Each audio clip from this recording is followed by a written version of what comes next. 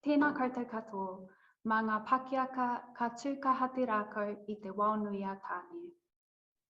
Nau mai hara mai ki tēnei hui, hei whakarewa te kaupapa hou nei. Arā, ko ōkahua atu te mara rakanui o Aotearoa. Ko Hope Ihaka tōku ingoa, ko maunga haumi te maunga, ko waipawa te awa, ko te aitanga māha ki te iwi. He kaimahi au I konei. Greetings to you all. When the roots of a tree are firmly grounded in the earth, the tree will stand strong in the realm of Tāne Mahuta, God of the forest. Welcome to this gathering hosted by the National Arboretum of New Zealand. My name is Hope Ihaka. I work here at Eastwoodhill and I am of Māori descent. Maunga Haumi is my mountain, Waipawa is my river, Te Aitanga Māhaki are my people or my tribe, which just happened to be one of the neighbouring tribes to Te Whānau-a-Kai, who are the mana whenua of this rohe, guardians of this area and people of these lands where the National Arboretum is located. Therefore, it is important that I acknowledge Te Whānau-a-Kai at this time. And so it is my pleasure to open this hui gathering with a karakia or blessing that is in Te Reo Māori, the indigenous language of Aotearoa, New Zealand. Let us begin. Tū tawa mai I runga, tū tawa mai I raro, tū tawa mai I roto, tū tawa mai I waho. Kia tau ai te mauri tū, te mauri ora, ki te katoa.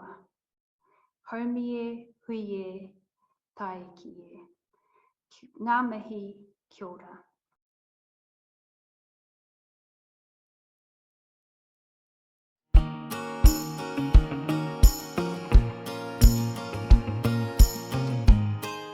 Eastwoodhill is a precious resource with trees from 6 continents, 67 individual different countries, and features 103 rare and threatened species. Our diverse collection can help protect us from changing climate and offers so many potential ecosystem services. The Arboretum is already a popular attraction, run by passionate local people working hard every day to maintain the trees. We have a plan in place to safeguard Eastwoodhill for the next 100 years, but we need your help. Kia ora, I'm Martin, the curator at Eastwoodhill. Aotearoa is a global leader in conservation, and our plan for Eastwoodhill will help protect this special place for future generations. See, a living collection provides so many opportunities for research to assist in species conservation. Protection through seed banks is important, however not all seeds freeze, and therefore ex situ collections like ours are more important than ever. With 1/3 of the tree species around the world under threat, we are well placed to collaboratively interact with global tree conservation. Because of our isolated environment here, we know this ecosystem offers a really important research opportunity for the world and an environmental insurance policy. The collection consists of 150 different families and over 2,300 species. Of those species, we have more than 650 specimens of rare and threatened trees. Through the implementation of our 100-year master plan, it will be organised into the World Wildlife Fund's mapping of biomes of planet Earth. Eastwoodhill was created as a labour of love by World War I veteran Douglas Cook. Cook was a passionate gardener who started collecting and planting trees on his Ngātapa farm in the 1900s to create a place of peace and protect ecosystem health. Later, during the 1962 Cuban Missile Crisis, as governments around the world stockpiled nuclear arms, Cook realised Eastwoodhill's potential as an arboreal ark. Cook reasoned that if the world was blown apart by nuclear annihilation, the trees from other parts of the world could be repatriated to their native areas to restore global environments. As Cook becomes stricken with arthritis and old age, he wanted to find someone who can give as I have given, to create something beautiful, someplace restful in a world full of trouble and of hate and greed. That person was another Tairāwhiti local called H.B. Williams. Williams stepped in to save Eastwoodhill for future generations, and his family continue to support Eastwoodhill today. The Arboretum is an inspiration to future generations with the potential for trees to save our world. The Williams family, to a large extent, have been the funders of Eastwoodhill for the last 55 years. As Eastwoodhill develops and progresses, it needs more funding avenues. In 1975, Eastwoodhill officially named New Zealand's National Arboretum, protected by central government under legislation to ensure it can continue to be an inspiring place for scientific research, education and conservation for future generations. One of the challenges with Eastwoodhill Arboretum is, I think, the remoteness of its location and the fact that very few people know it exists. I think once people go there, they're absolutely blown away and they become avid supporters of the Botanic Garden. I think greater visibility on the national and international stage will be critical to the long-term success of Eastwoodhill Arboretum. To carry out the master plan, we need to raise at least 1.5 million New Zealand dollars annually towards our operating costs. Our focus of this additional funding through our awareness and fundraising campaign will be used to employ more staff primarily, including propagation specialists, climbing arborists, more gardeners and ground staff. We also have ambitious capital projects that need funding in the region of $25 million. These are detailed in the master plan and are available on our website. As a regional funder of community projects, it's always tough, and so given it's important in terms of international biodiversity, a shout out from this region to the world. This is a really important taonga for the world, and we're supporting it, and we'd love to see funders from around the world understand the opportunity here, recognise it, and come and support us. That's why we're calling on you to help us. We need more people to know about this beautiful, world-leading botanical garden that sits in an isolated corner of rural Aotearoa. Cook created this beautiful place, and we have developed on that beauty, creating this globally significant resource. We must do everything we can to protect and conserve this precious asset. Collaboration achieves better conservation. Join us on our mission to make these trees trees for our future. We're depending on you.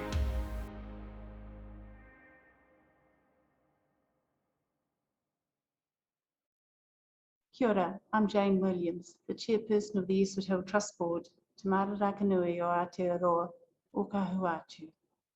Kia ora tātou. Welcome to Eastwoodhill's Awareness and Fundraising campaign. Eastwoodhill faces new and growing challenges, and in its second century, incredible strength and vision is needed to preserve and enhance the Arboretum and ensure its future. Globally, we are truly remarkable, both in the range of species and the high quality of its specimens. And with the master plan strategy, we will build upon the collection's increasing diversity to reflect the needs of global plant and forest conservation, while creating a more cohesive visitor experience. We are looking to grow our 2005 designation as the National Arboretum of New Zealand and making the Arboretum's arboreal mission evident throughout its forest collection. Therefore, the board remain committed to our 4 key objectives: the collection, education and science, funding and marketing, and our people. The development 2010 of a 100-year plan for Eastwoodhill is an arboreal map for the future that will guide, focus and inspire curators, future boards, and our local and global communities to manage development, raise funds and ensure Eastwoodhill's second century is as remarkable as its first. For myself, Eastwoodhill is an environment of constant discovery. I've been lucky to have grown up and lived here on the East Coast, and natural green has been my normal. However, I've been places in the world where natural is severely threatened. The plane trees in the Canal du Midi, France, the threat to natural habitat in Africa, the shantytown explosions in South America. Here at Eastwoodhill, we have a very real opportunity, through our partnerships and our arboreal arc, to raise and build our capacity for conservation and preservation in perpetuity, as our ecozones and ecoregions within represent species from these continents where threat has become the normal. The Arboretum has grown over the years. There is one constant: our people, who along with Douglas Cook and Bill Williams have believed. They have believed in a shared vision for our arboreal arc and our mission centered on conservation, education and research. They have believed as employees, volunteers, friends, gardeners, cooks, visitors and just plain worker bees. The board remains strong and ethical in its governance and clear in its purpose, this being an arboreal arc, safe haven for threatened and endangered trees. I believe, and I urge you to believe alongside us here at Eastwoodhill. Ngā mihi mai oha. Thank you.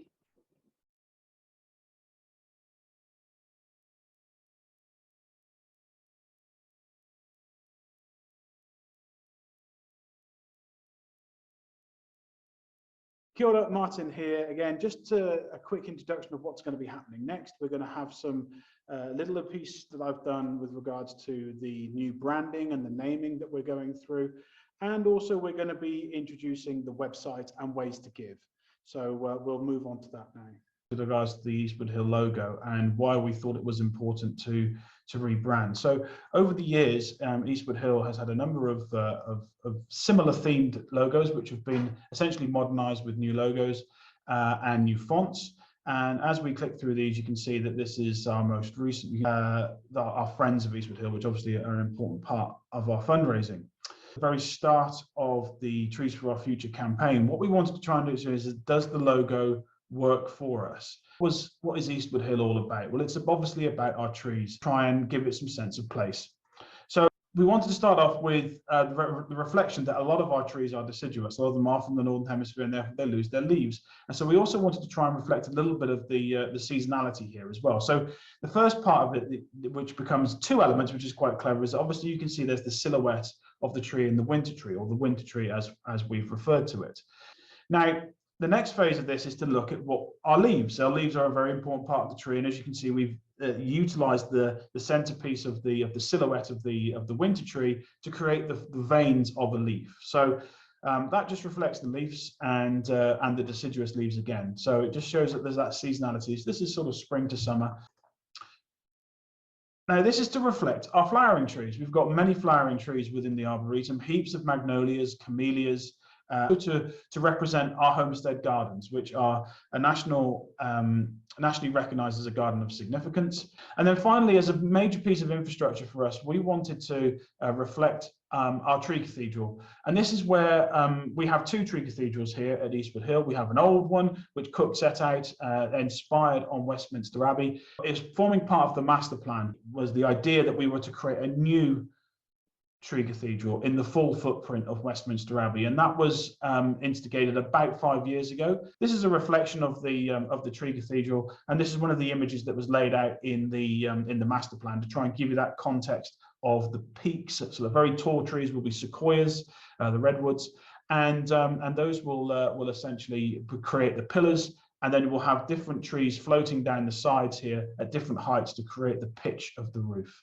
When we pull that all together, we get our logo, and this logo is meant to be help us stand out. It's clear, it's concise, and hopefully when people start to see it, they instantly will recognize Eastwoodhill.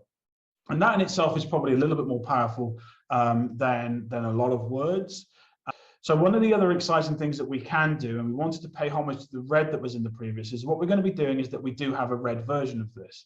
Now, the red version will basically kick in and highlight to everybody when autumn is kicking in. We get lots of reds and purples and yellows and browns. This is that the brand will change when we determine that autumn starts.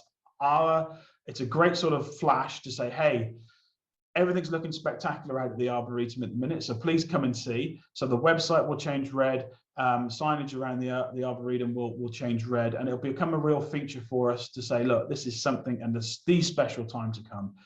Now, onto the naming. The naming elements of this are quite important. We now incorporate our Maori translation, also Te Reo Maori translation, which is the first step in our cultural competency here.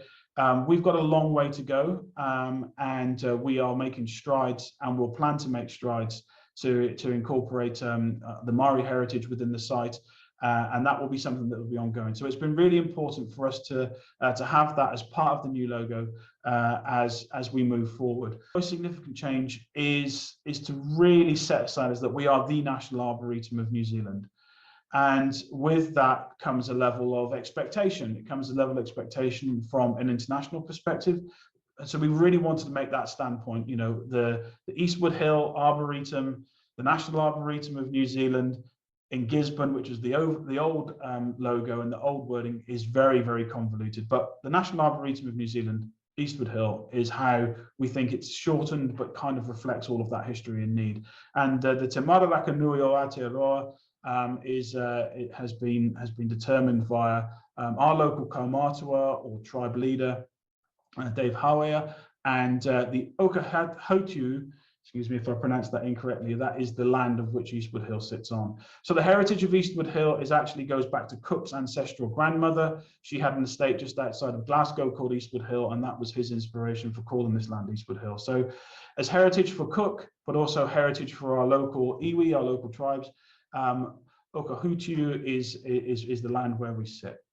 So I hope that gives you a little bit more insight about what we're trying to achieve with our logo and our naming. We hope it's going to set us apart. We hope it's going to give us a real clear understanding when people see that iconography and the logo, obviously that we are very much Eastwoodhill and the National Arboretum of New Zealand at Eastwoodhill, Te Mara Rakanui o Aotearoa. So thank you.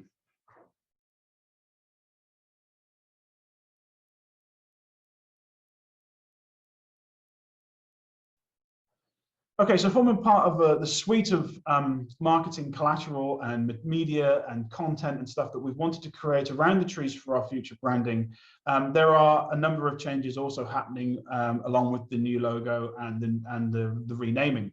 So one of the key elements of this will be our Trees for Our Future document.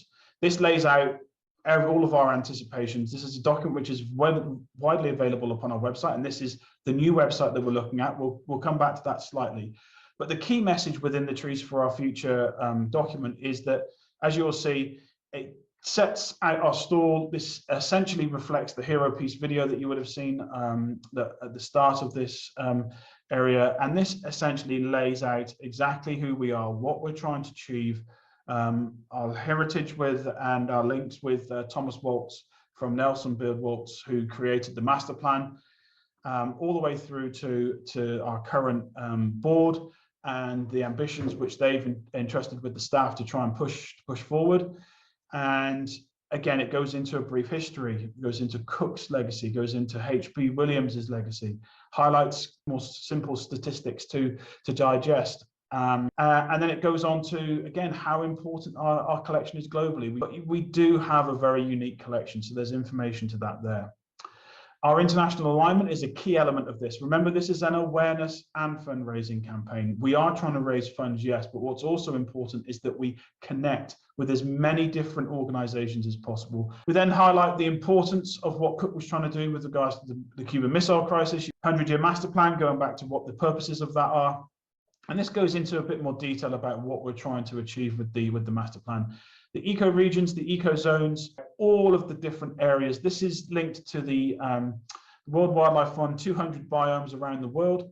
And this is what the areas of those specific, more scientific classifications of regions to reflect our eco-regions. So the Afrotropics, for instance, is our eco-zone. And then within that eco-zone, we have things like the Albany Thickets, which is South Africa, and all of these are Madagascar areas. So that gives you that sort of brief area there. And again, Neotropic is our Central and South America, and it just goes through all the different technical areas there. So the eco-zones are laid out here in the Arboretum. The master plan on the website is also available to be downloaded.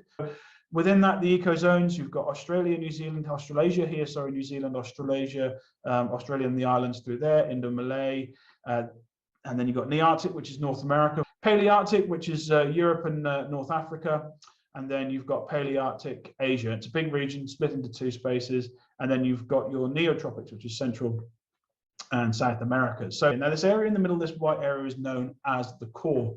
The core has a number of different infrastructure projects within it, but essentially what you have in there is the visitor centre, the car park, the homestead gardens, and an area of there which will have far more interactions for people who want to come and do events or services. So that area there remains pretty much as it is. So our collaboration with all of that, with all of those different countries, can mean many different things, and the talks will go through the opportunities for us, but it's all about collaboration for global tree conservation primarily, but also there are so many other interactions that we can provide here, whether that be educational, whether that be business related, things like apiculture, or pharmaceuticals, or there's lots of things, film and media locations. There are so many things that we can offer here that will help many different organizations, but also help us with our funding requirements as well.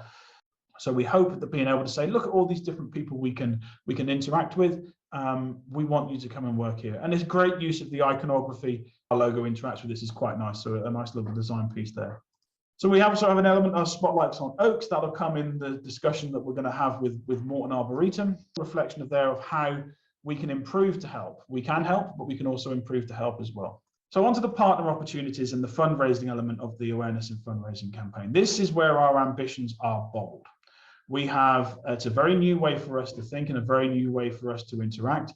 However, it's imperative that we do this to meet those goals, to be able to employ more people and to fully engage the master plan. So what we are offering are a number of partner opportunities. These are more corporate, we hope will be more corporate, but anybody from any aspect is able to get involved with us here. So the first one will be our naming rights partner.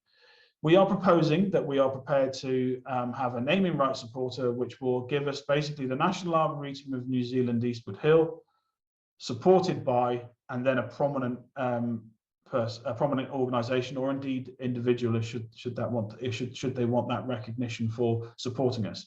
And that is $100,000 for a minimum of 3-year term. One of the reasons why we have put minimum terms in for a lot of these, we need that guaranteed funding to come through so that we can employ people. And then to employ people on anything less than a 3-year contract doesn't really do us a lot of good. Our hope is that all of our staff will become permanent. But at this stage, we do not have the funds to have permanent full-time staff. They will be full-time in positions, but they just will not be permanent staff. We will have to engage at the start on a 3-year cycle, hopefully linked through for us to with a number of these opportunities. So our naming rights partner, it says there, you'll be recognized in all content that we produce, clear and prominent logo placement on all signage, digital and print media, hyperlinks to your website. We will have a specific page here upon our website, and that we know that you're going to be doing other philanthropic environmental based stuff. I don't think you would be here unless you were, and then it gives you the opportunity to spread that word a little bit further. On to the next stage, more focused around the master plan, and that is becoming an ecozone partner. So 8 opportunities here. There are 7 ecozones.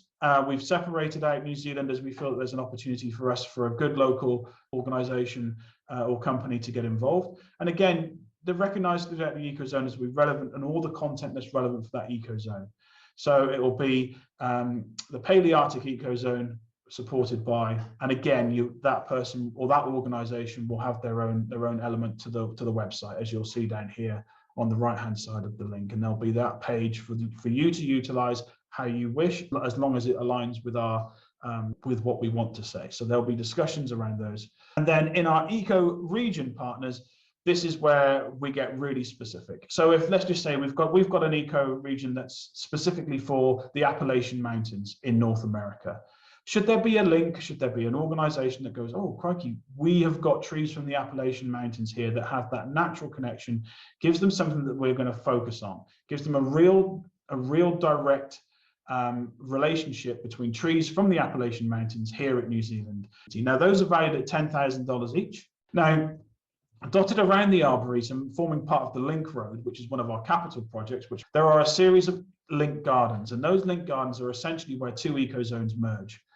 They are going to be more formal, designated gardens, are visible within. There's an example of one within the master plan. So if you are interested in sponsoring that, that's a one-off $50,000 donation, because that will allow us to actually construct the garden and then ultimately have that improved asset. So as a link garden partner, they are quite specifically designed to storytell. They become bus stops essentially for when we get the link road fully in, so that people who want to then hop off the bus and then maybe have a look around the trees of Palearctic Europe or Palearctic Asia, the walks will always sort of emanate from there and circle back to the bus stops. And then people then may want to jump on the bus and head back to the visitor centre, or they may want to go to the next bus stop and then get off and walk there. So a real feature throughout the Arboretum.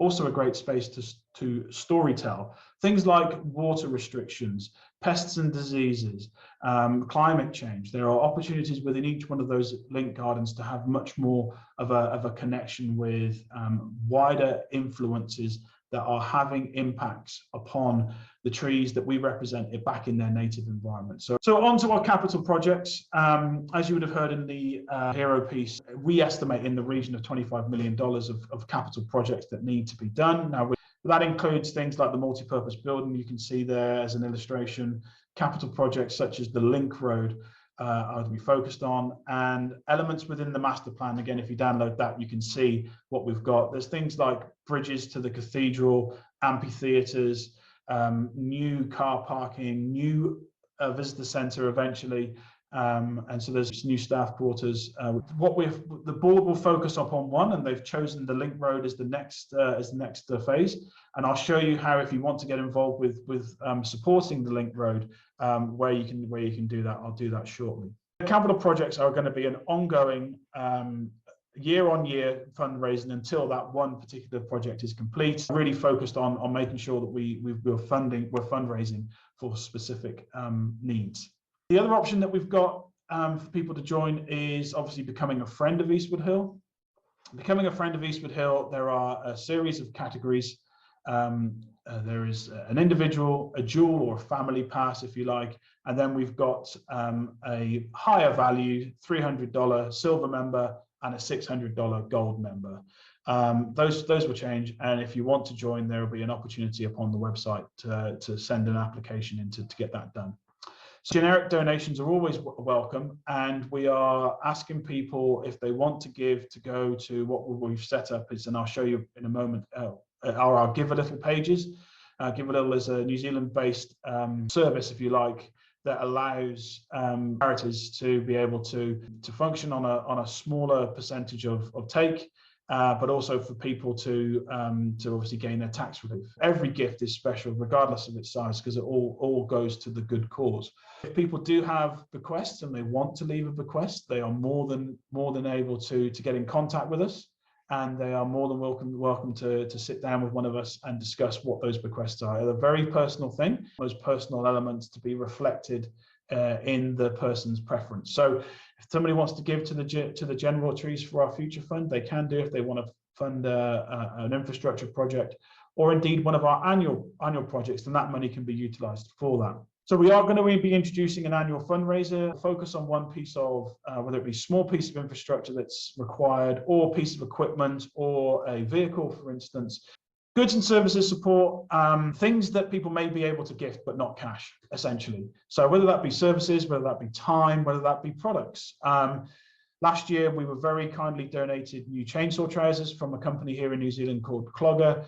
And their parent company, Zenitech, were very generous in gifting all of our staff new chainsaw trousers. Now, it was probably in the region of $3,000 worth of equipment, so $3,000 less that we have to spend money on. And the plan over the next 5 years, as you can see there, we want to have at least $850,000 come through as a result of the awareness and fundraising campaign, and that's per annum. So hopefully by then we'll have our naming rights supporter in place. We'll have 4 link gardens supported, and we'll have 5 eco zones and 20 eco regions supported. So from a financial point, we reflect that, and that will allow us to employ 6 more staff. We also want to have 4 or more collaboration projects going back to the awareness space, where we really want to have global tree conservation research going on. We've currently got 1, but we need more. What we want to do is keep in loop. We want to be able to utilize our social media far more. So through our Facebook, Instagram, and LinkedIn and YouTube, we'll be putting out far more content more frequently. We'll be reflecting things about the Arboretum, and that is where all of our information will go. So we will be keeping in touch, and please like and subscribe to those services, because it does make a huge difference. Things with YouTube as well. If we get over 1,000 followers on YouTube, and we have got 400 hours of content that has been watched, we then can start to monetize YouTube, and would provide us with a huge opportunity. So again, if you want to go and we would really appreciate if you would like and subscribe to our YouTube channel, because once we get to that standard, it's another stream of revenue which would be extremely useful to us. It's up to us to create some good content now, so hopefully we'll be able to do that. So that's the awareness and fundraising campaign. It's on the website, and this is the website that we're looking at. This is not the final version that we're looking at here. We're still finalizing the details here. This will change. As you can see, they've got some placeholders here. But just to give you, it's nice and clean. The white and green works really well, and you'll see that as part of our branding as well, is that white and green really pops. And there's all sorts of information from our walks, our accommodation, our guided tours, weddings, and so on. This is where the local information will go. So this is where the Friends will have a page within here, the Friends of Eastwoodhill, and that will reflect our community. So that will come in. And here's our newsletters, our new Friends logo, which is a reflection upon the existing, which is pretty nice. And you can start to see some of the newsletters which are appearing there. And this is where things from Facebook, Instagram will pop up as well. So there's lots to be seen here there's all the information, as I said, master plan, explore our knowledge. We're going to have our collection. I want to do some interactive maps here. So that will hopefully be live by the time that we're having this this launch event live. So very different feel to the old one. So we hope you enjoy getting yourselves into that and having a look around it. Here's our Give a Little page. You can search through there. The ones that we really do need you to go to if you want to gift are the Trees for Our Future. That is the big push at the moment, to try and get as much money in as possible. And then we have the options. Should you want to give to a project, should you want to put something into bricks and mortar, as it were, or something that's going to be of an infrastructure value, you have the option here. And the option here is stage 2 of our link road. Should you want to be involved, or indeed if you're a corporate body that want to get more heavily involved, then please get in contact with myself, and we can talk through our needs there should somebody want to give a larger donation. The second stage is roughly between $500,000 and $600,000. It's a heck of an infrastructural requirement, but that will create the link, the way that we will move our way around the Arboretum for people to be able to travel the world in one afternoon through trees. And our annual fundraiser is now going to be focused upon a new guided tour bus. Our current Jeep is getting towards the end of its life. It's a 4-litre petrol engine, so it doesn't really reflect our need to be a more ecologically minded space. And it's a great experience, but it could be better. And we are, as you'll see from this image here, we're looking at creating a new electric bus. It'll be nice and quiet, and also get people around the Arboretum. So this is the space. This is the space to give. As you would click on through there, gives you a little bit more information. It gives you some links here, but ultimately it gives you we are a registered charity. Tax credit is available to people who gift, who donate through this area here. So we'll put some links up into that. And again, you have the opportunity here, should you want to do a one-off frequency or a monthly donation, if you want to give into the future, that would be also really cool. But again, you can top these up, and you can get your recognition, and you can if you want to, you can become a private donor. So don't feel that you don't have to publicize your gift. But yeah, it's a new way for us to look for fundraising. This is so important to us to get this right. That's ways to give, and we sincerely hope that you are able to. So thank you, and we'll speak soon.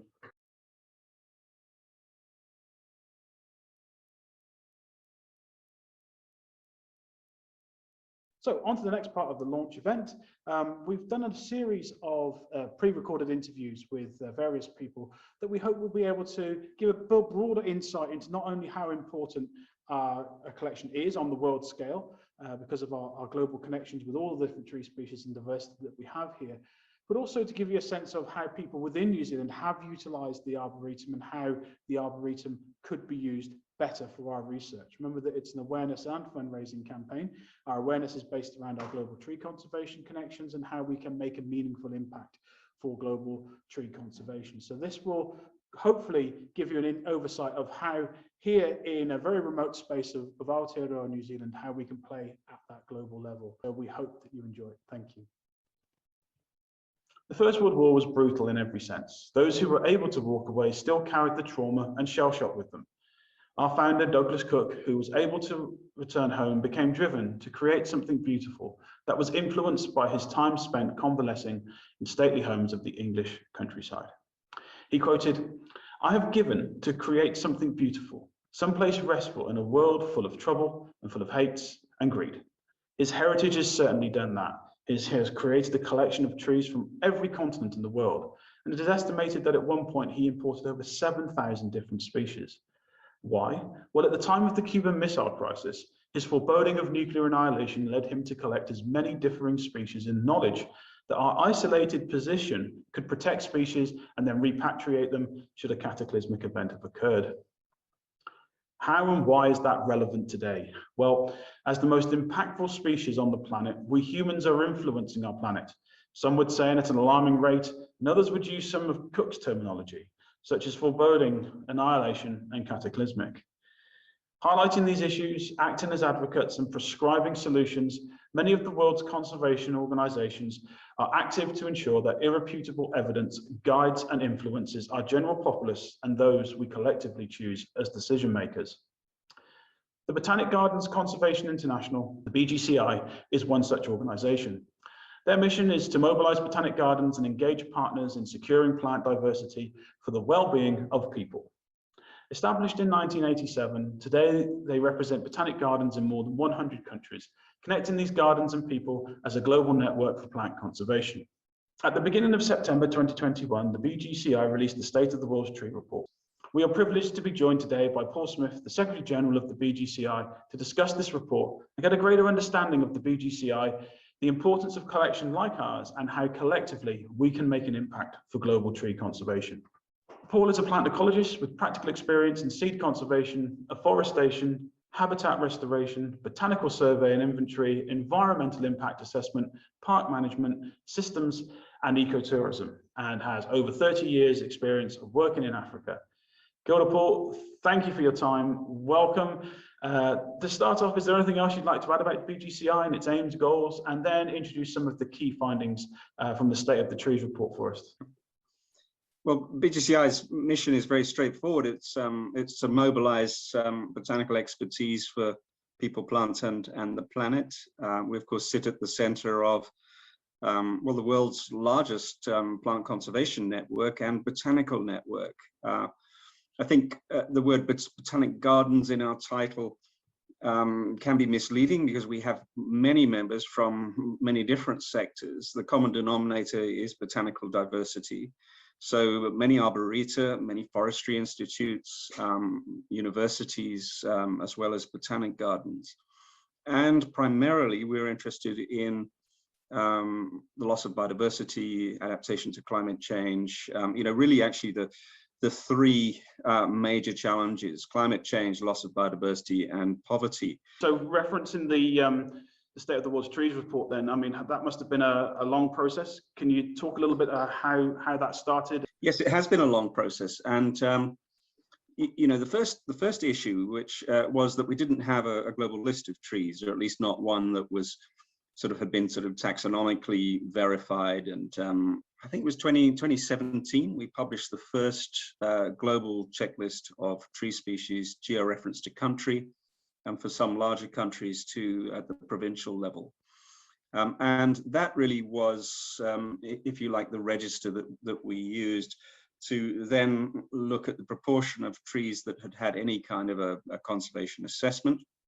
And in the same year, we launched Threat Search, which is the most comprehensive database of threat assessments for plants. Because one of the problems with the standard, the industry standard, which is the IUCN Global Red List, is that plants are hugely underrepresented on it. And back then, I think we were looking at about 6 or 7% of plant diversity on the Red List because so few had been assessed. So we had a baseline, and we were then able to go out and get funding from the Frank Linier Foundation, in fact, to carry out the global tree assessment. And the idea with that was to assess all 60,000 of the world's tree species. By 2023, we will do that. And we've steadily, through working obviously through regional specialist groups, Plant Conservation Committee of IUCN, been adding around 10,000 tree species to the Global Red List each year. The State of the World's Trees report it preempts that to a degree, because when you add up everything on Threat Search and everything that's now on the Global Red List, we actually have conservation assessments for about 92% of tree species. So, we know from those data that 17,500 tree species fall into the threat category, whether they're vulnerable, critically endangered, or endangered, or extinct in the wild. And then there are 440 odd that are critically endangered against the D criterion. So there are fewer than 50 individuals left in the wild for those species. We also had a lot of data on status of protection, whether they're in ex situ collections, whether they're protected in situ, in protected areas or not. Because along with carrying out the assessments comes the data that goes with that, including distribution maps. So we have cleaned up GBIF data for 48,000 of those tree species. And that's a fantastic tool when it comes to understanding where these grow, what kind of conditions they need, and also their status, frankly. So, that's, the exciting stuff is still to come, in a sense, in using much of that data for species recovery. And what I'm equally excited about with the State of the World's Trees report, we at the same time launched the portal. And the Global Tree Portal is a useful tool for practitioners and policymakers. So if you go to the country level and you just put in New Zealand, or any country you fancy, and it will tell you what the scorecard is. How many of those are in ex situ collections, how many are protected in situ, and more importantly, which ones are not. And you can download the checklists, you can download lists of endemics, you can download lists of threatened species for each country in the world. At the species level, we're going to start with the critically endangered. We want to track in real time species recovery efforts. The fundamental problem with the red list, or any list of threatened species, is that it's a snapshot in time. It's not telling you exactly what's going on now. So what the species tracker will do is track in real time who is working on which species, and most importantly, which species nobody is working on, so that we can say, we can say to you guys, we can say, look, you've got X number of species in New Zealand that nobody seems to be working their recovery. They're not in ex situ collections. What about it? And I think that's the power of our network. It's the follow-up. It's not just providing the data. It's how we deploy that expertise, to do something about this, which we have the skills for. Yeah, exactly. And that's really great to see, because one of the things that I find with the IUCN Red List is that it highlights the cute and the cuddly, or the deemed to be cute and cuddly, but that cute and cuddly needs to live somewhere, and 9 times out of 10 that's probably in some type of tree. So it's great that we've got these resources now, because has some type of ecosystem service that it's attached to, that's going to provide us with a huge benefit, because it's going to be of huge value to us if they disappear, and that's such a great resource now to have. And I was heavily inspired by the Widringtonia whitei, the Melange cedar.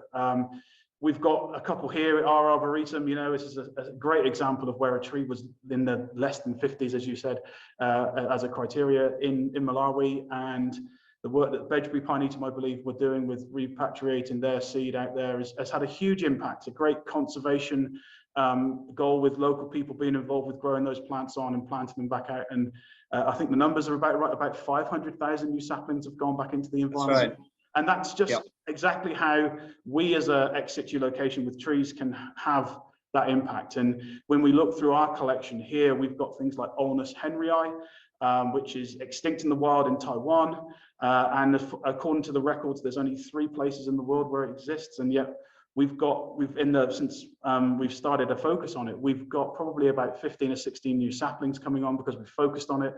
We can start to look, maybe even start to have those conversations with Taiwan. Who knows? I know that they've went through a huge expansion with Taipei, and that was allegedly the reason why the majority of the species was lost. But these are the type of impacts, and that Cook, our founder, who was really hell-bent on collecting as many species as possible, with that foreboding of nuclear war, he thought that he would be able to send some back. I mean, I've changed. I sincerely hope that nuclear holocaust never happens, and I don't think it will. But our climate and our impact on this planet is so great that it just comes full circle with his original ambition. So So that kind of leads me on to the next question, which is quite nice, really. So I'd like to get your opinion on how important the distribution of species throughout ex situ collection is for the BGCI. I know it's probably a loaded question, but you know, because the distribution and of course maybe even the density of those or the density of species, the variety of species within each of these ex situ collections,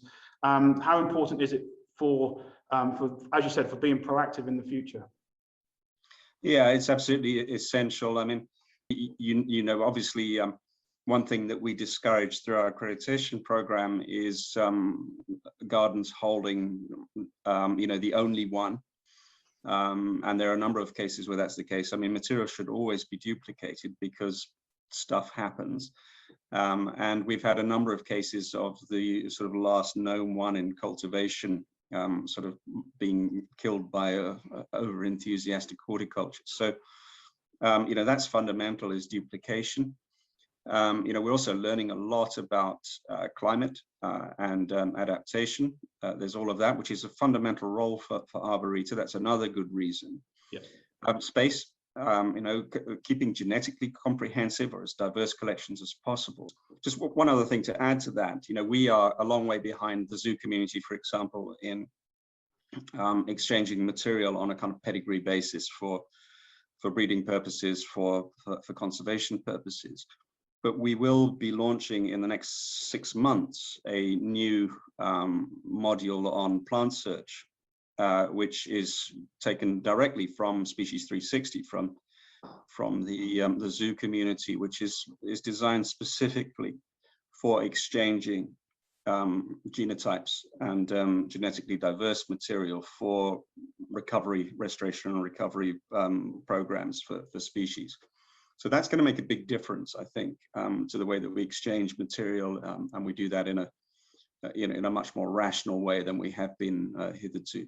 So on to the next sort of link then, if you will. So in your opinion, where does the balance between seed banking and collections with the living ex situ collections sit with you? I mean, well, I mean, just from the economic perspective, if you're dealing with orthodox seeds, it's a lot cheaper to you know, to store seed than it is to maintain living collections. There's no question about that.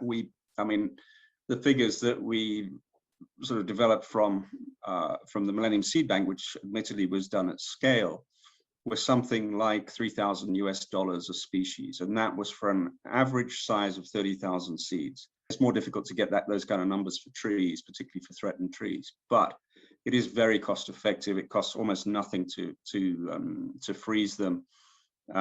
So we were running that on compressors that were coming off photovoltaic panels. You know, it's a very efficient way of storing seed. Anyone who works in horticulture will know, though, that there's a big difference between seed and a living plant, and there's actually a big difference between germinating a seed and actually establishing a living plant.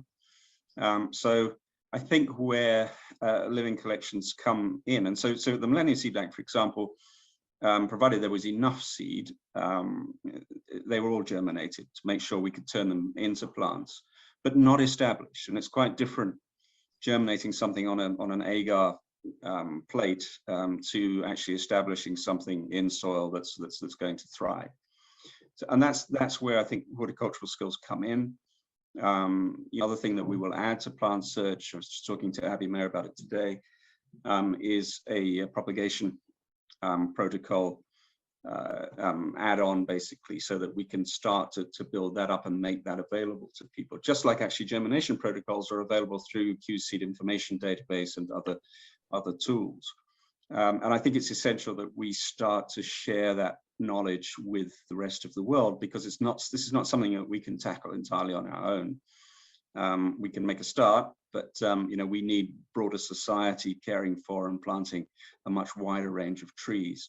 We also need to re-educate foresters that there's 60,000 tree species out there, and that doesn't mean we have to plant eucalyptus and Pinus patula or Pinus radiata everywhere. I mean, you know, there's work to be done there. Absolutely. But we can play our part, and you know, we have a lot of relevant knowledge. So with the aims of our Trees for Our Future campaign, we're trying to amplify our collection. We're trying to engage and collaborate with as many different organizations as possible.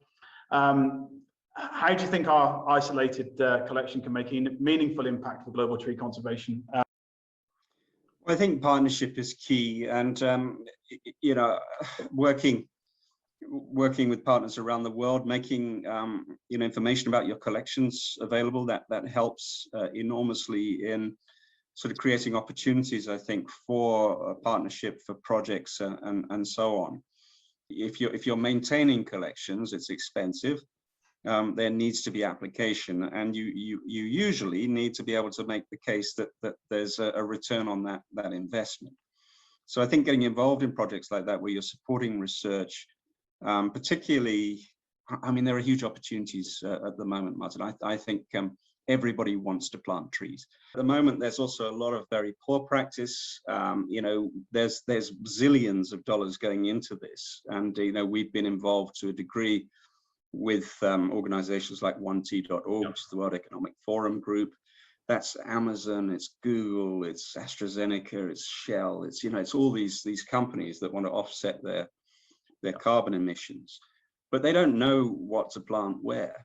If we don't do it, then the consequences are likely to be appalling. You know, we're looking at here yet another human landscape intervention, this one for putting carbon in the ground, that could further destroy biodiversity. So I feel we should be involved in this, as well as it being appropriate to our skills and knowledge. There's a moral imperative as well.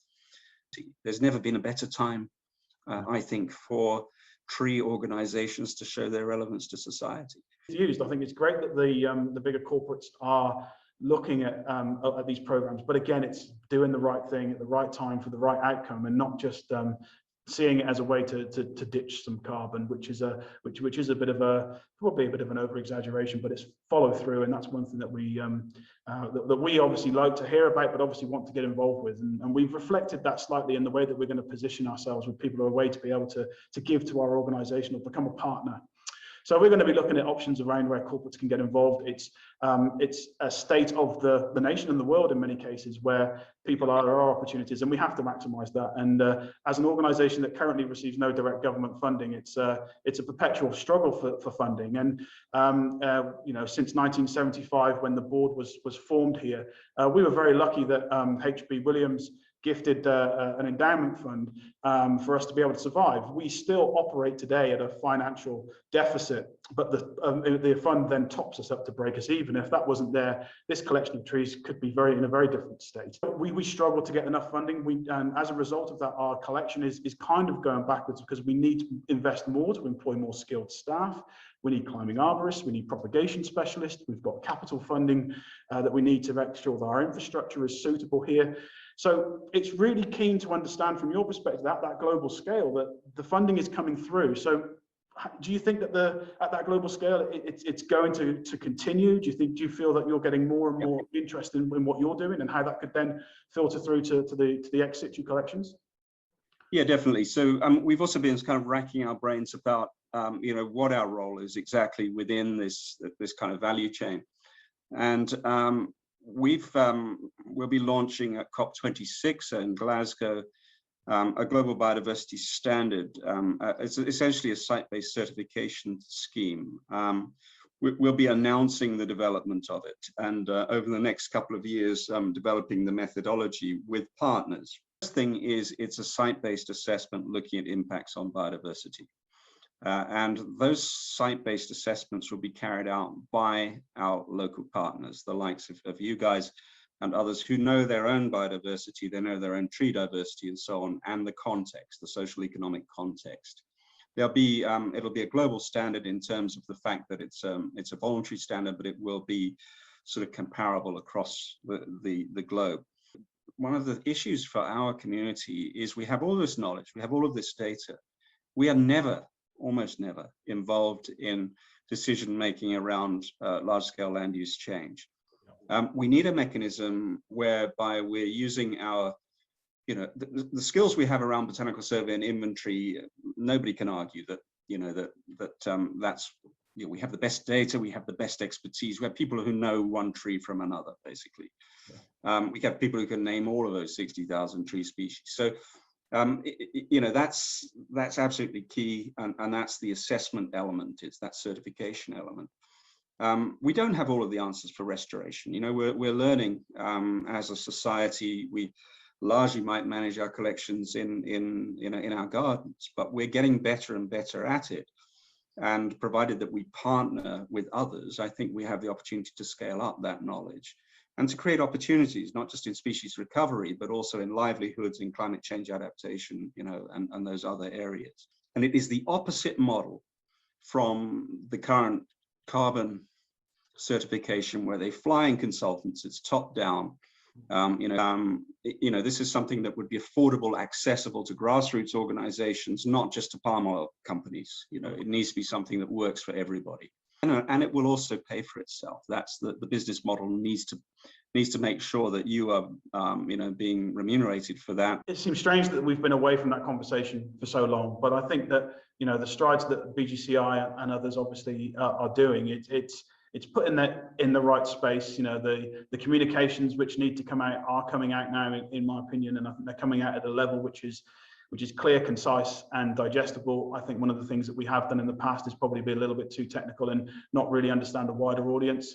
And it's great that we can have conversations like this and hopefully spread the word a little bit and make those impacts, because, you know, it sounds very basic, but without trees, there's a lot of issues that we're facing. And at the very simplest form, we've got to have a plan, and that plan needs to be connected, and it needs to be integrated, and it needs to actually work. And I'm really hopeful. I think the next generation will lead us forward.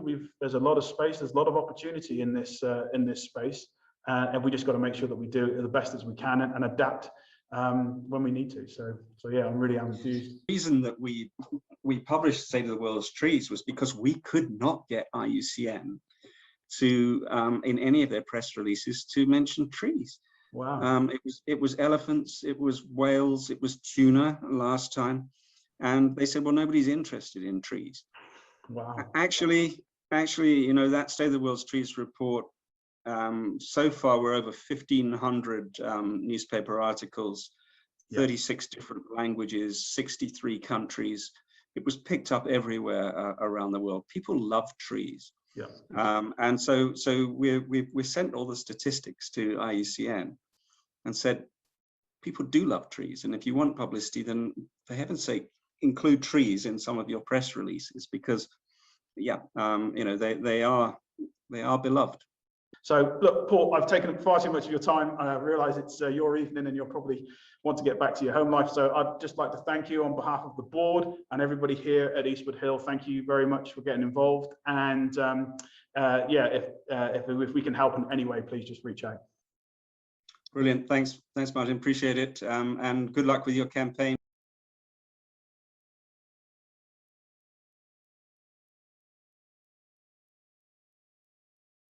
As we heard from Paul Smith from the BGCI, ex-situ locations around the world that host species from differing locations hold huge conservation benefits and potential.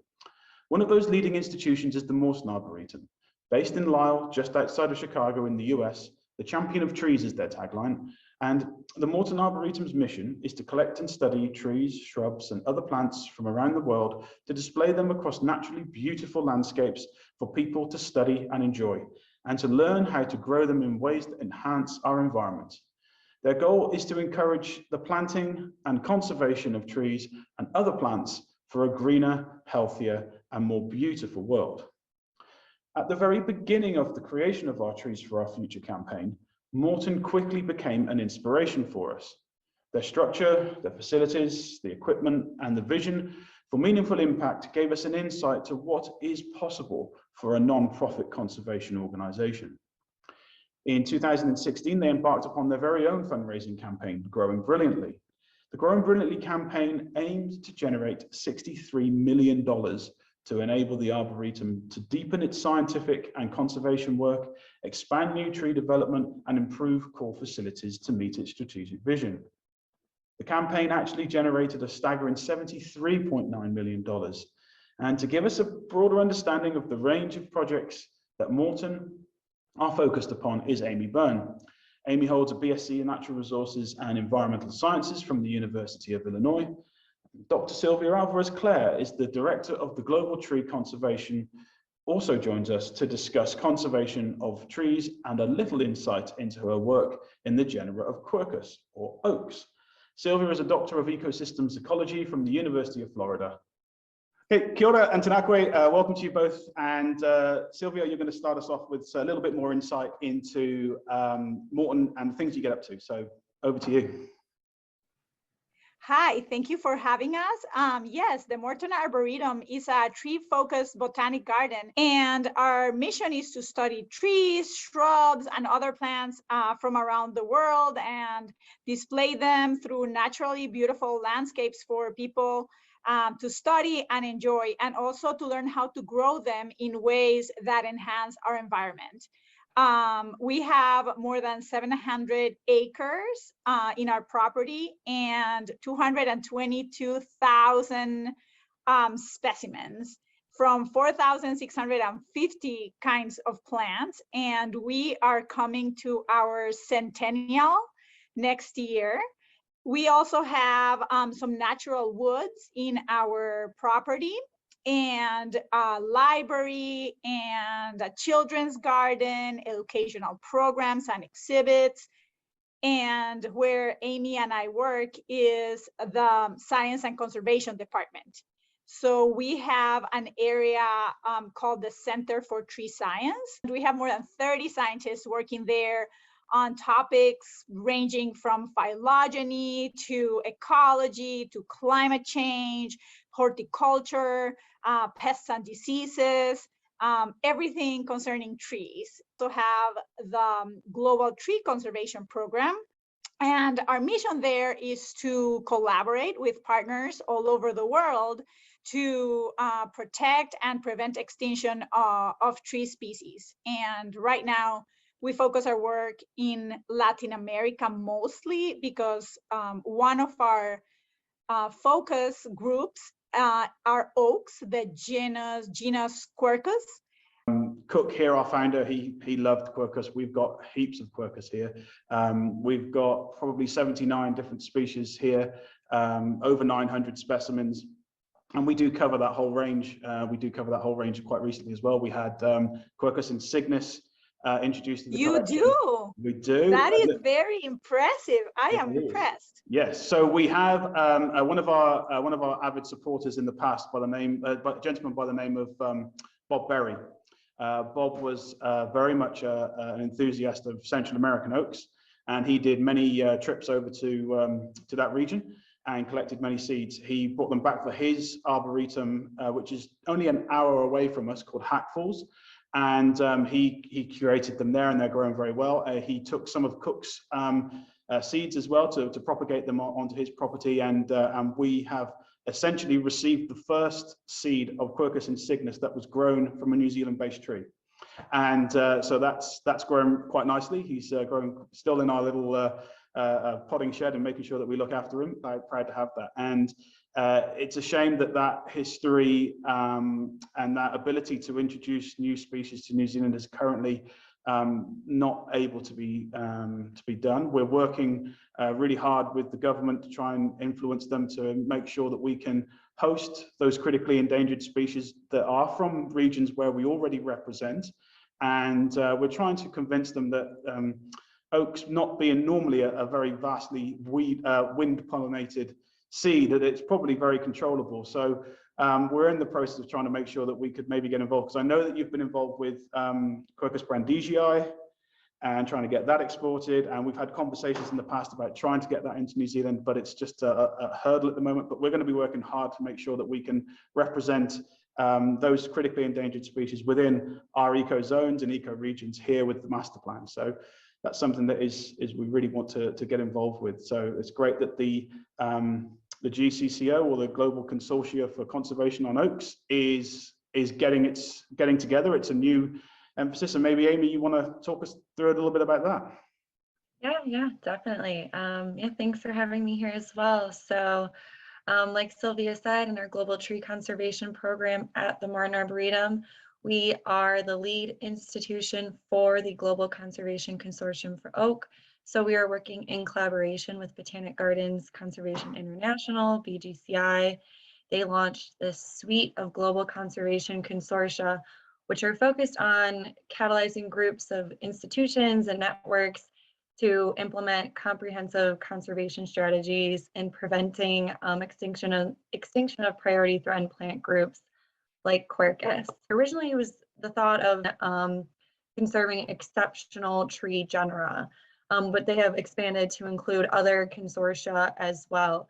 But Quercus is an exceptional tree genus in which their seeds cannot be traditionally seed banked because they can't survive, the low humidity, low temperature conditions of a seed bank. So alternative solutions to conserving these species, cryopreservation, tissue culture, but also ex situ living collections is the great alternative of conserving these species long term. So since we launched back in December of 2019, recently the Red List of Oaks 2020 report came out, which is the global threat assessment of all Quercus species, but also the conservation gap analysis of native US oak. Really tried to expand the GCCO into those diversity centers for oak to develop these coordinated living collections of high conservation value, or what we term as the meta collection. We capture, the native range of these species populations in living collections. We do have these genetically diverse collections for long-term conservation purposes, for education and outreach, reforestation efforts, opportunities for research projects. And so we're really focusing on, ex situ conservation, but we really do want to expand and focus on in situ conservation as well, conserving the native populations. Common themes there with the conversation I was having with Paul from the BGCI. And it's all about having a plan. Industry, we're great at telling people the problem. We've got to get on with start getting some solutions together. And I think that's where a lot of your work, Sylvia, has been focused on for the Quercus genus. And so talk to us how maybe in that central Latin America region where your work has taken you, and how you integrate with what your findings are with maybe ex situ collections and all of the different elements that are required for you to make those impacts at that local level. The Morton Arboretum, we have several different areas that we're working on towards conservation. One of them are in situ conservation projects, which are pretty involved. I lead two of those. One focuses on the research and conservation of a threatened oak from montane cloud forests called Quercus insignis, which you have at the Eastwoodhill Arboretum, which is, it has the largest acorn of all the oaks. It's a beautiful, majestic tree, but is very threatened. It has a big distribution from southern Mexico to Panama in the Americas, in Mesoamerica. But it's very patchy, and there's a lot of land use change, and this is a very threatened habitat. So there's a lot of the trees that occur in this habitat are actually threatened. So we have partners in Mexico and now in Guatemala and Honduras and Costa Rica, where we are working with them to try to find the populations, collect seed, do some propagation trials, and then pretty much promote the inclusion of this threatened tree in already occurring restoration efforts, or try to work with communities to start restoration or plantings, or even species enrichment projects. That's really important, because one of the things that Paul was saying is, again, it's all about interacting with the local people, because they are engaged, they understand it far more better than somebody flying in, telling them what needs to be done. If you get them at the very beginnings of your project, they're going to take far more care into the propagation of those plants and the planting of those plants. Is that your findings too? Yes, 100%. So in the case of Costa Rica, I am originally from Costa Rica. So I am definitely working with people I know, and we have a women's group that we are working with. We also have another local NGO that we create targeted plans, management plans for the different ranchers. And then we try to maximize the efficiency of their land. So for example, if there's a part of their land that is not very productive or is close to a water source, we suggest that they use that for reforestation, but we also suggest some measures so that to prevent land erosion, or maybe to improve their cattle ranching efficiency, so that it's an integrative plan to try to support the farmers. So one of the other things that you're involved with, Amy, is ArbNet and the connection of Arboretum. So that's obviously going to be a real important vehicle for communicating between Arboretum. We're a level 2 accredited Arboretum here at Eastwoodhill. So maybe just tell us a little bit more about ArbNet and how maybe people can get involved with ArbNet. ArbNet is actually celebrating its 10-year anniversary this year, launched back in 2011. ArbNet is an international network of arboreta, reaching a range of tree-focused institutions and partners.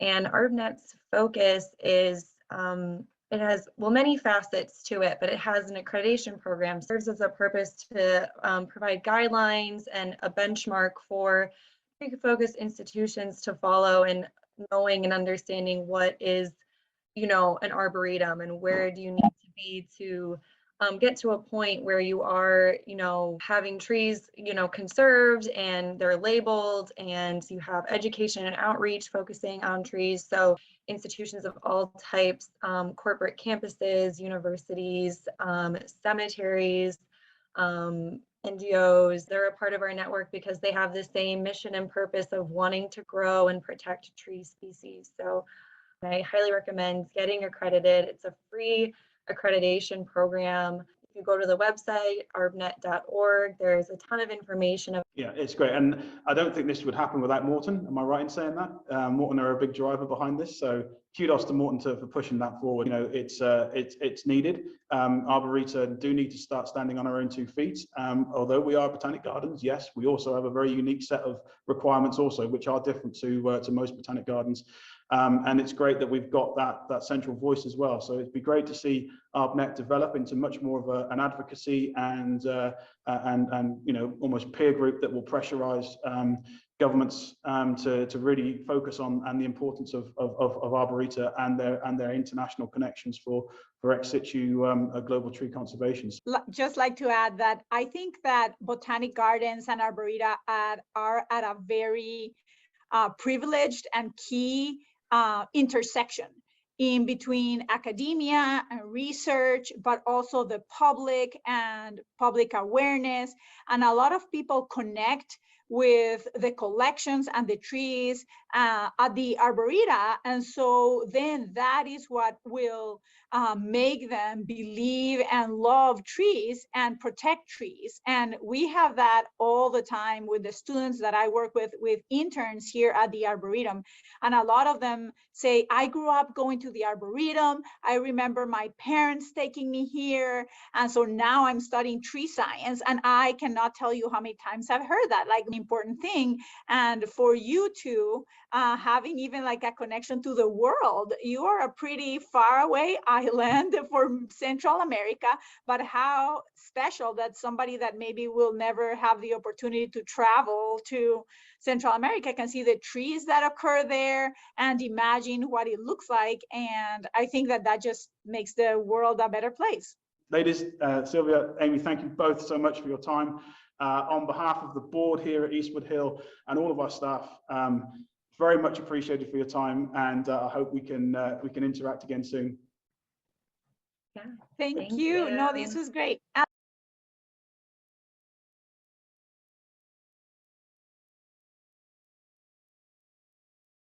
Collaboration is a key outcome for our Trees for Our Future campaign.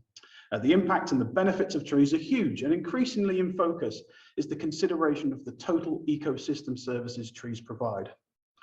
Research into ecosystem services is becoming more widely completed and valued in both monetary and non-monetary terms. So ecosystem services are all about how species interact within an environment with each other. Trees and forests interconnect, harbour, interact and host a vast amount of species. With the variety of species held in our collection, And in one location, we have the opportunity to collaborate with many differing research topics linked to ecosystem services and the potential array of business sectors that come with it. To discuss just one connection with a direct link to us here at Eastwoodhill is Dr. Linda Newstrom-Lloyd. Linda is a botanist and a pollination botanist conducting research in New Zealand on the best bee forage to improve the quantity and quality of bee nutrition using native and exotic bee plants. She received her PhD in botany from the University of California at Berkeley, USA, and has previously worked on pollination research in California, Mexico, and Costa Rica. When I was working at Landcare Research, the beekeepers in Canterbury asked me to help them solve some problems. Like in October, the bees didn't do very well after the willow finished flowering, and there seemed to be nothing until the clover, so the bees went backwards in their populations. And they had a few other concerns that they talked about, like why were their bees doing so poorly whenever they were around pine pollen. And these were just questions that mystified me, but they asked me finally in 2009 to do a contract and create a list of what people could plant for bees. So that started the Trees for Bees program. We've been going for 10 years and we've done a lot of work. We've solved a lot of problems. There's a few more to solve. Only since 2019 that we have formed the New Zealand Trees for Bees Research Trust. So that's the organization we're with now. Well, how did we end up at Eastwoodhill was really because of Barry Foster, a beekeeper. And he was president of the National Beekeepers Association at the time. We were having a lot of trouble. I lived in Christchurch in Canterbury, and we would go out for field work and get nothing or one plant. And it was just like finding a needle in a haystack, because we had to find bees in the flower collecting pollen in order to get the pollen analysis that we wanted to do to find out how much protein was in the pollen. And when Barry Foster said, well, you should come to Eastwoodhill because there's so many plants there, it's such a diversity. So I said, oh, well, I don't know. And I visited. And when I visited, I couldn't believe the diversity and the maturity of the trees. Yeah. There was so much packed into such a small location. And that's an ideal thing for this kind of a research project. In 2012 of August to start the research there, thinking it was a temporary thing of one season. And Jean-Noël Galliot was my student that came over from France. The work was so good in the first year that I decided, wipe the slate clean, we're coming to Eastwoodhill for a whole year again. And I convinced Jean-Noël to come with two other students again the second season. The season was from September till about February. And it was absolutely amazing how many plants we got, especially in the second season, because we were all trained and we kind of knew how to manage the databases and the arrangement of the plants are ideal in Eastwoodhill. So we had a lot of help from the curator at that time. And the collection was important because we could go out and get 2, 3, 4 species a day. We needed an arboretum. I didn't know we needed it until we got there. Awesome. So let's move that forward then. So what were your research findings and how have they been implemented? I just want to describe a little bit about what kind of data we took, and then you can see what we're doing. We at first thought that the protein content of the pollen was the most important thing to make a decision about whether or not that was a good plant to plant. And the pollen pellet of the bee, which is what we analyzed using laboratory analysis, to get the percentage of pollen protein in that pollen. So we had to have vouchers and verifications all along the way. We extracted the fresh pollen to prove as a reference collection. We got the bee legs, and we photographed the bees. We got very beautiful photographs from the close-up photography, and we had it all put in a database. So we now have a database of 200 species for which we know how much. For example, I'll give you New Zealand flax is the highest protein content of any plant we've ever studied. Wow. And it's 32%, 35, 32%. But anything over 18% we think is good protein. So that solved one of our problems. The beekeepers asked me, why do the bees do so poorly on pine pollen, because pine pollen only has 9, 10, 11% protein in it. Bees only have that pollen. They're not going to be well nourished. We also, the other problem that was absolutely solved at Eastwoodhill was that period of time after the willows stop flowering and the clover starts flowering. There's usually it's in October that it happens. And what we had was the solution to the October crash, all at Eastwoodhill. The bees had no problem sailing through the whole springtime. So we had a tremendous abundance of pollen and tremendous diversity. And using a tree to feed a bee is much better than using a small shrub or an annual, because we discovered, Jean-Noël discovered this, that oak trees have amazingly good pollen for the bees. And it's good protein, over 20, 25%. But people didn't think about, nobody believed us that the bees went to the oak trees, but Jean-Noël proved it. Awesome. And so when you think of how tall and how big and how long-lived an oak tree is, that's really solves a nutrition problem for bees. Just plant an oak tree. So our research findings was, we have the protein content. Not only that, we have the understanding of which flower is an easy flower for a bee to work with. So it's a cost-effective, like it's not much work to get into this kind of flower and then another kind of flower, it's too much work. So, and which flowers did the bees prefer? So we have a lot of data on what's a good bee plant for many reasons than just the protein. I didn't expect that. I thought it was going to be just the protein. Angus McPherson came on board. He's a forester and a farm planting advisor. Go to the farmer and we say, what trees do you need to plant on your farm for erosion control, riparian protection, shade and shelter, paddock shade and shelter, amenity, native biodiversity, all the reasons why a farmer would want to plant a tree. And then we say, now, would you like to pick a good bee forage tree and put it in there because you're going to plant anyway? Like, why not put some maples or oaks in there? And we now have over 32 demonstration farms, and we've planted 75,000 trees. Wow.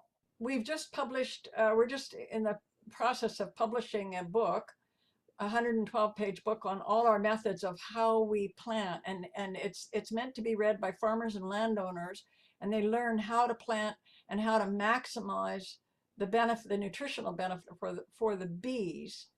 And in that book, we have all the steps of all the ways you do it. I mean, we have certain things we do with the flowering calendar and how you pick your bees, your bee trees, species that you're going to plant. And then you analyze it, you say, oh, we got a little bit of a gap in that month. So you go back to the database and say, well, I need something that flowers a little earlier. So you stick that in, and we teach people how to do what Angus has been doing for the last almost 10 years. That methodology is so simple, so cost benefit favorable to the farmer, that they all want to plant. We have no trouble convincing farmers to plant because they're planting anyway, and they're fascinated with planting the diversity and having more environmental benefits than just one thing for every species. Yeah. So we plant multifunctional plantations. Yeah.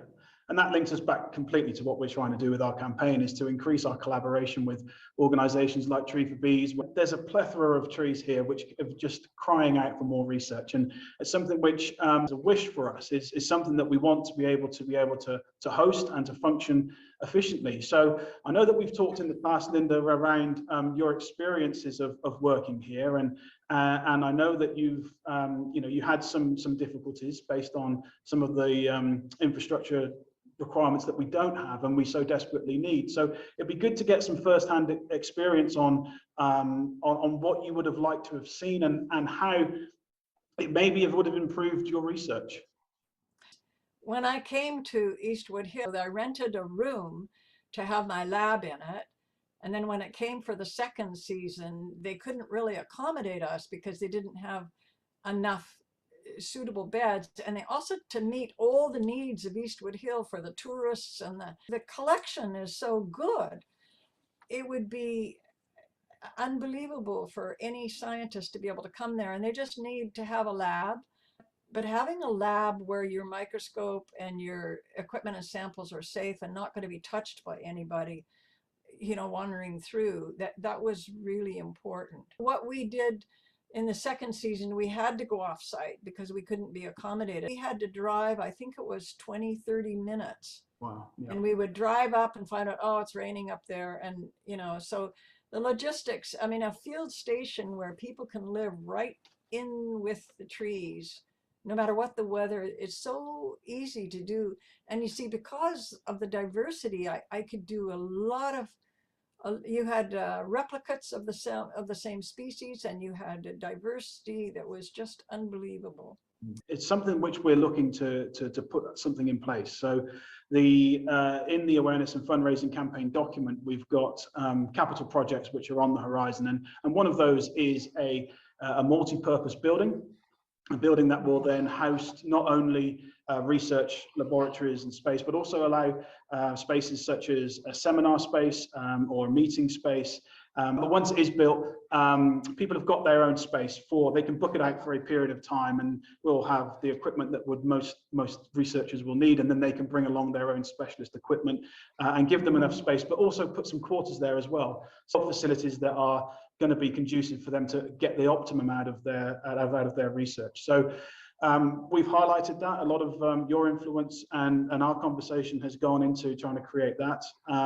Linda, you've been fantastic. So much work that has come out from Eastwoodhill for your research, which is just so fantastic to hear, and that some huge tangible benefits have come out from it. So on behalf of everybody here, the board and the staff, and everybody watching, thank you for your time. Oh, thank you. Yeah, well, I thank Eastwoodhill for not only a beautiful place to live and work, but also over half our species in our protein list come from Eastwoodhill.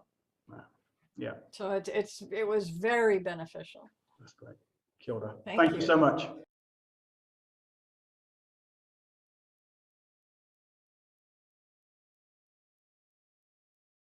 Dr. Andrew Benson is an urban tree ecophysiologist based in Auckland, New Zealand. His research and academic successes have led to degrees in biomolecular science, arboriculture, as well as a PhD in forestry. He currently works with the tree consultancy that provides expert arboricultural information and advice to authorities, developers, and property owners throughout New Zealand. Dr. Benson, briefly, if you can you define what being an urban tree ecophysiologist is all about and why we need specialists in this realm? Well, ecophysiology is the study of how the environment affects the biology or the physiology of an organism. So my area of expertise or my area of interest is urban trees. So I'm very interested in how the environment, or how environmental change can impact on tree health. So this is really important now, as we're becoming increasingly more reliant on urban trees in our daily lives to, I guess, give us the benefits that we get from trees, all those ecosystem services. So I guess chipping away at the tree population for intensification, we really need to have a better understanding of how human impacts are affecting trees if we want trees for the future. So here at the Arboretum, we're all about diversity of species from all around the world. How important is that diversity of species in a more urban context? It's good to have a species diversity in urban centres, because quite frequently you'll see what's called a monoculture. So perhaps a local authority might favour planting one particular species in a city. So Pahutakawa is a really great example of that, and we see that in Auckland all the time. Now, Pahutakawa do really well in urban settings, but the effects of myrtle rust fungus. So that would basically devastate the entire Pahutakawa and Myrtaceae street tree population. So having a diversity of tree species within the urban population is really good, because it gives us some resilience against future climate impacts, which might affect one particular species and another species may not be susceptible to. And again, those biotic effects from pathogens, pests and disease, things like that. As we move that forward then, so as a specialist in your field, how does New Zealand compare to your experiences overseas for research, and are the opportunities and facilities here for you to continue your research? I spent a little bit of time in the US as I was doing my experiment for the PhD, and that really opened my eyes to how they do things over there. Now, obviously the US, there's more people, there's more money, and with that there comes more interest, I guess, in urban trees. Whereas New Zealand, the interest on trees is largely focused around the commercial aspect of that. So I'm talking about forestry. So over here, there's really very, very little funding available. Research is very much driven by funding. So if there's a pool of money available for a particular project or area of interest, then the research sort of blossoms. But over here, there's money largely available for forestry, so timber crops, anything that's going to affect that, because there is a commercial advantage to it. So really over here, urban forestry research or arboricultural research is very, very limited. So that's really interesting, because we had Morton Arboretum in an interview previous, and they were telling us about their Centre for Tree Science. How do you feel if you had that type of facility here in New Zealand, maybe even here at the Arboretum at Eastwoodhill? Do you think that would be able to provide you with the ability to do more research? Obviously, we've got lots of trees here that could be utilised for that research in finding a good species for the urban realm. Do you think there would be a use for that? Yeah, absolutely. I think that would be a hugely valuable asset to the Arboretum, but also to New Zealand. And we really need to understand how our impacts are affecting urban trees. And if all the research is done overseas, we only have that sort of the picture of how the impacts overseas are affecting those trees. So we really need to start getting an understanding of how our impacts are affecting our trees in our climate, our conditions. So if we had a research station here or a facility here to do that, I mean, that would be great for people like me now, but importantly as well, the future generations of scientists who are, you know, doing their undergraduate or postgraduate degrees at the moment. So yeah, I think that's really important. You know, if we could get something like that set up, that would be really, really valuable. Yeah.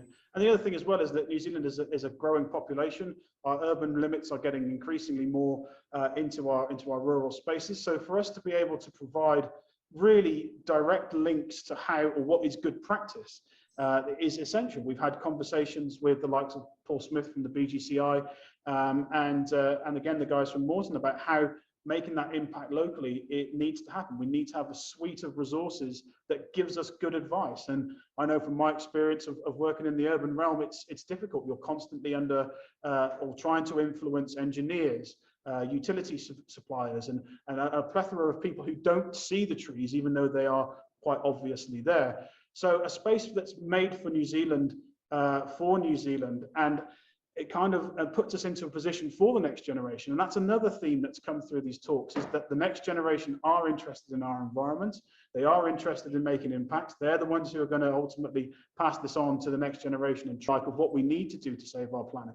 Touching on themes all the way through these talks about how important trees are, not only in a rural context, but also in the urban context. It's great to see that message flowing all the way through.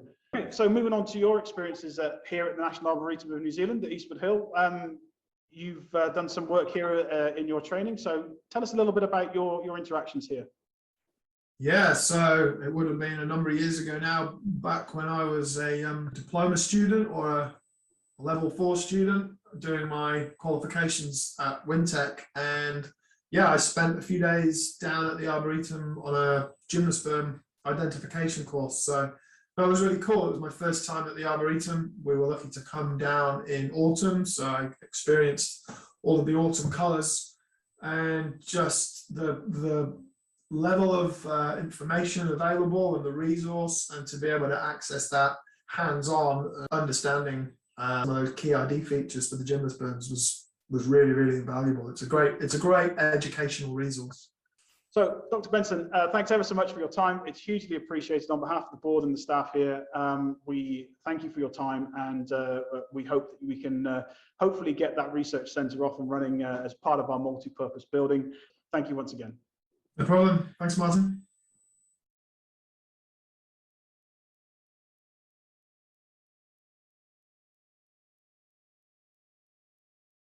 Okay, so we've come to the end of the launch campaign. We will be doing a question and answer session straight after this piece here. So if anybody's got any questions, feel free to utilize the service that will pop up. But we hope you've enjoyed it. We hope you've got something out of it, and hope you realize that our Trees for Our Future campaign is very ambitious for us. As an organization, we have very limited funds, obviously, and we have very limited staffing. I think it's really important to remember that we only have 3 members of operational staff managing 131 hectares of land. We've got essentially 2 full-time people in the office, Marion, and we've got 2 part-timers, Hope, who you would have seen in the introduction, and Rosie. So we're a very small, tight-knit team, and we do what we can. So this ambitious move forward would not be possible without our board. Our trust board have been very open to the ideas which we've been putting out, and they've been very open to trying to move our Arboretum forward. They know that where we sit in a funding space is essential for us to go forward. So they've been very accommodating with the staff's proposals. They've been very accommodating with some of my visions that have gone into this. And so they do that. They're a voluntary board. They don't get paid for what they do, but they've got a huge task of managing this site for us and guiding the staff that make the decisions together to be able to move this place forward. So it's very much grateful for their interaction. I would like to, and the board would also like to push thanks again back to Thomas Waltz from Nelson Beard Waltz Architects. Thomas remains an avid supporter of us here.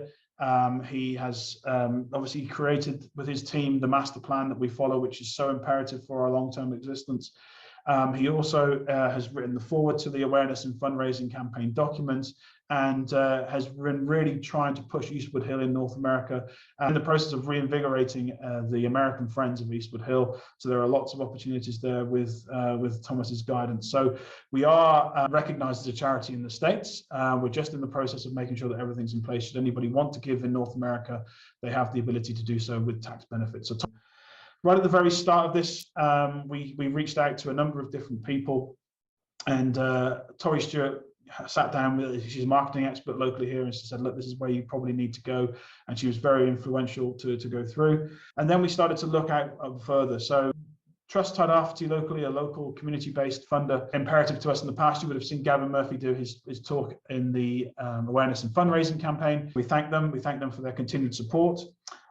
They also allowed us to engage with Good Sense, and Good Sense are Harley and Brad there were very much involved with helping us guide the video piece. To Phil Yo is a local photographer and videographer, and he's done a great job at creating our video piece at the start that we just saw. I'm trying not to forget anybody, but one of our most important, Dragnet Design. Dragnet Design and Dave Raggett and the team, Mariam, Rose, Sam, have all had a great influence upon our logo. They've come up with some great ideas right at the very start. They've been imperative with regards to the awareness and fundraising campaign, and they've also been extremely important with regards to the website creation as well. So a huge thank you to them. Okay, thanks very much for your time. It's very much appreciated, and we'll now go on to the question and answer session. So kia ora, thank you, and we'll speak soon.